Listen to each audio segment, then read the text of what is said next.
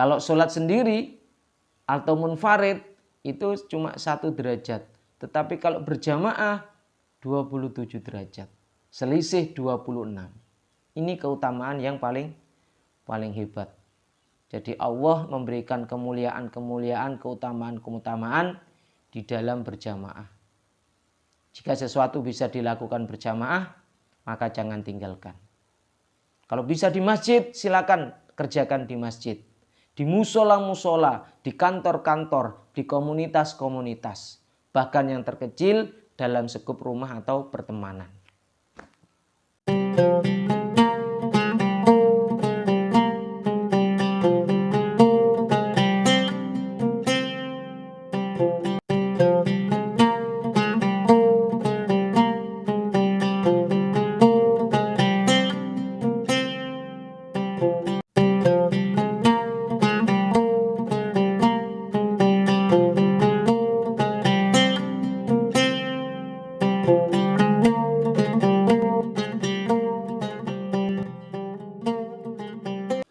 Assalamualaikum warahmatullahi wabarakatuh.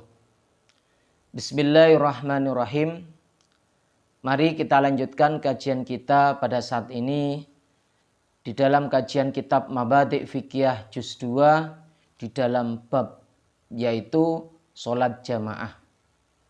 Mari kita baca teks yang ada di dalam kitab Mabadi' Fiqhiyah Juz 2. Bismillahirrahmanirrahim. Sholatul jamaah. Jadi pada kesempatan ini kita akan membahas tentang sholat berjamaah. Sholat berjamaah ini adalah sholat yang dianjurkan, disyariatkan di dalam agama kita, agama Islam. Sebagai bentuk syiar umat kepada umat Islam. Agar dia selalu menjaga sholat 5 waktu. Sehingga di dalam sholat 5 waktu ini Allah memberikan keutamaan bagi orang yang menjalankannya dengan berjamaah.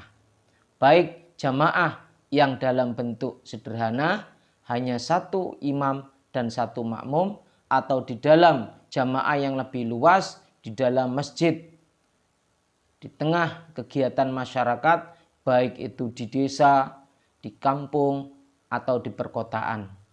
Sholat jamaah ini adalah bagian dari dakwah Islam, mengajak umat Islam untuk menjaga ibadah kepada Allah Subhanahu wa ta'ala.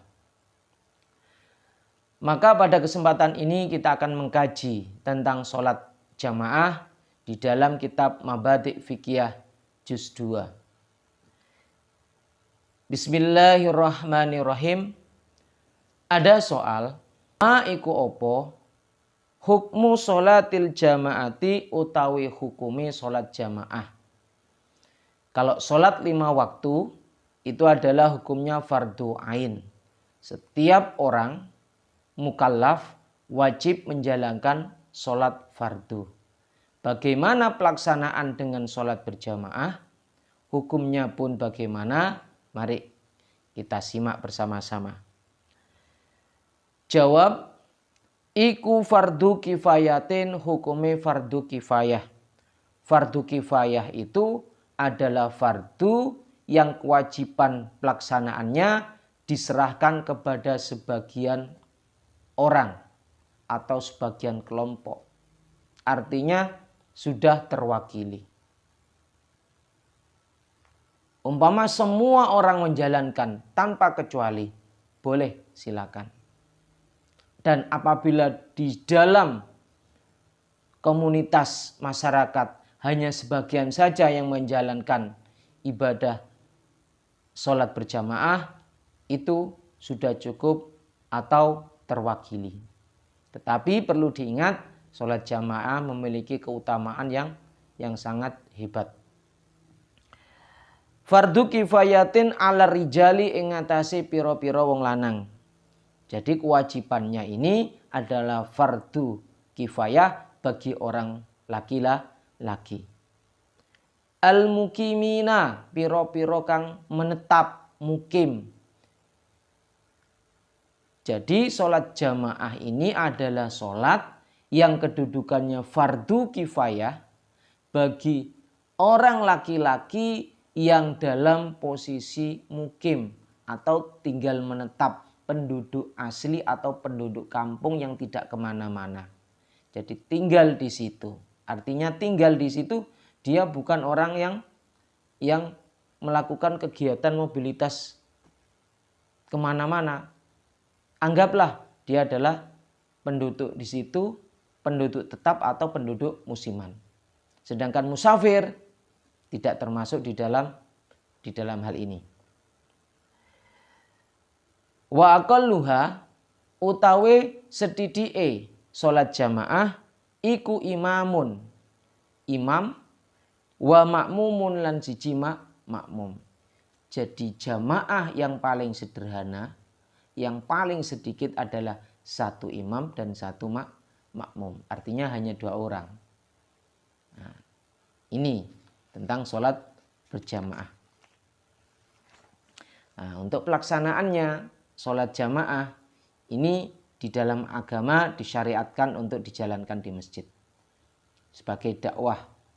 Kemudian dia bisa dijalankan di rumah ibadah pribadi, di musola-musola, atau di kantor-kantor, atau di komunitas-komunitas. Kemudian yang paling sederhana adalah berjamaah di lingkungan keluarga atau di dalam pertemanan. Jadi di dalam melaksanakan sholat jamaah ini bisa diberikan pembagian untuk populasi pelaksanaannya dan tempat pelaksanaannya. Paling sederhana sholat jamaah ini dilakukan di dalam lingkungan rumah atau keluarga. Dan ini merupakan bagian dari syiar agama Islam. Karena di sana ada hadis Nabi yang menyatakan sholat berjamaah itu lebih utama daripada sholat sendiri dengan bandingannya 27 derajat. Bandingannya 27 derajat. Kalau sholat sendiri atau munfarid itu cuma 1 derajat. Tetapi kalau berjamaah 27 derajat. Selisih 26. Ini keutamaan yang paling hebat. Jadi Allah memberikan kemuliaan-kemuliaan, keutamaan-keutamaan di dalam berjamaah. Jika sesuatu bisa dilakukan berjamaah, maka jangan tinggalkan. Kalau bisa di masjid, silakan kerjakan di masjid.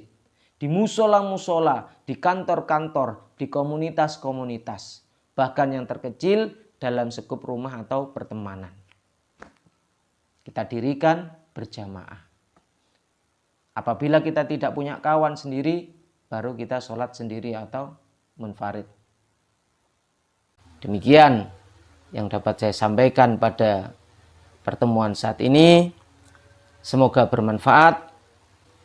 Silakan like, share, subscribe, dan komen yang positif. Apabila ada pertanyaan, silakan isi melalui kolom komentar, dan apabila saya bisa menjawab, insya Allah saya akan menjawabnya. Terima kasih. Wassalamualaikum warahmatullahi wabarakatuh.